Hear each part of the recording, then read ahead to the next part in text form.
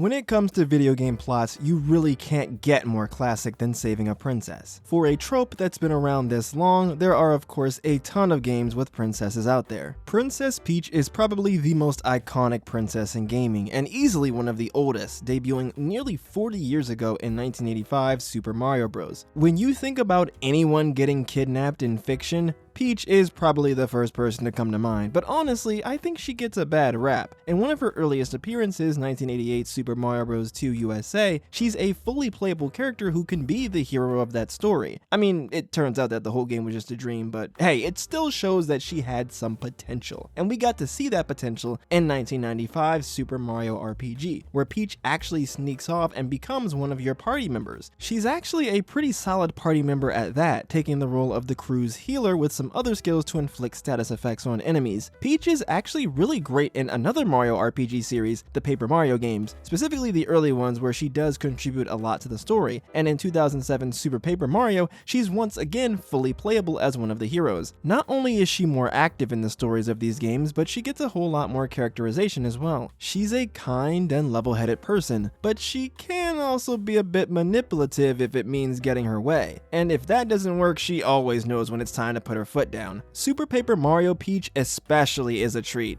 The 2000s were a great time for Peach fans. She even got her own game in 2005's Super Princess Peach. But to be fair, all of these games are either a dream or spin-offs. Peach wouldn't get her first real outing in a mainline non-dream Mario game until 2013's Super Mario 3D World. But in recent years, she's really begun to shine with her prominent role in the movie, being playable in Mario Wonder, and a new upcoming game where she's the main character again, Princess Peach Showtime. You gotta be proud of Peach, starting from a, well, nothing character into a really solid piece of the Mario world. Because the idea of the classic damsel in distress scene with characters like Princess Prin from Ghosts and Goblins and Princess Sarah from Final Fantasy is so outdated and played out, it's probably not too often that you'll see a princess in a video game be a completely flat character who's just kinda there to be saved.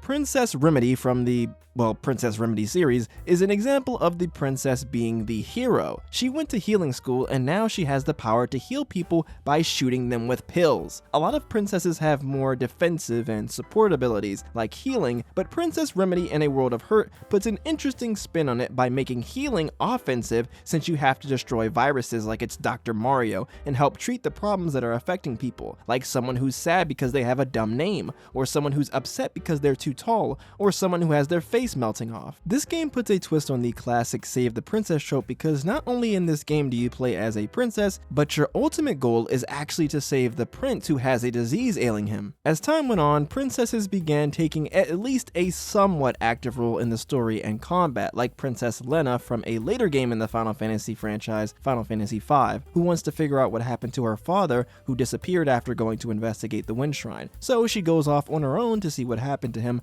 before teaming up with the rest of the party. Princess Elena from Street Fighter 3 can do some damage as well with her crazy kicking moves, but it doesn't stop her from being one of the most positive and friendly characters in the series, even being able to befriend Akuma, a guy who destroys people's souls for fun. If your soul is in need of crushing, then there's a game you can play called Long Live the Queen. I know what it's called, but trust me, this whole game is about a princess named Princess Elodie, whose mother has just tragically passed away. It is now up to you to get Elodie ready for her coronation day, so she can rule over the land of Nova. You get Elodie ready by telling her to go to certain classes like history, economics, and naval strategy, which can raise her stats, and by raising her stats, she can pass skill checks, which could potentially mean the difference between life and death. There are all sorts of dangers out there, from animals to assassins to wars to ballroom dancing to getting hit on by guys twice your age.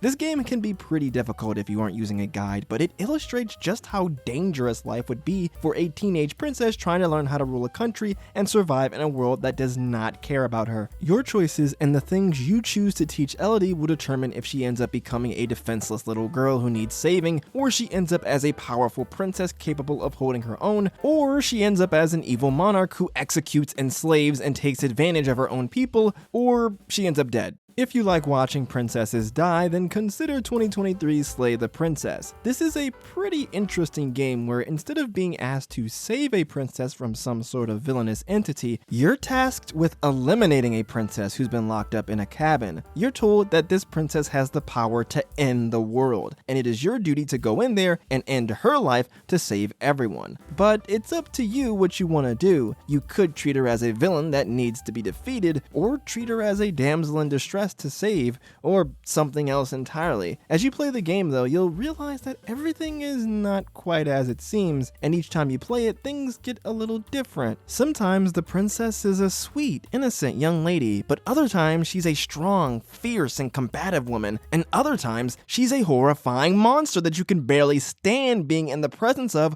without leaving a massive brown stain in your underwear. This is one of those games that's very difficult to talk about without getting into massive spoilers, and this game did only just come out, so you'll have to go and check it out for yourself. Slay the Princess is a bit dark, so let's talk about another fun, classic princess, Princess Zelda from the Legend of Zelda series. Zelda started off as a pretty standard girl who needed to be saved constantly, but like Princess Peach, over the years she began to take more initiative, playing major roles in the plots of several of the later games. In Ocarina of Time, after the fall of her kingdom, she spends years doing ninja training. She takes on a persona called Sheik to hide herself from her enemy Ganon, and she spends the majority of the game as this alter ego helping and guiding Link on his quest. Speaking of alter egos, Zelda is pretty interesting because there really is no one Zelda. Outside of some direct sequels, most of the Zeldas featured in the series are completely different people who are all princesses that were named Zelda. As such, each Zelda has different designs and personalities. Sometimes she's pretty serious and straightforward, but other times she's kinda goofy. Despite her being around for nearly 40 years, Zelda herself actually hasn't been playable in too many games in the series outside of spin-offs and,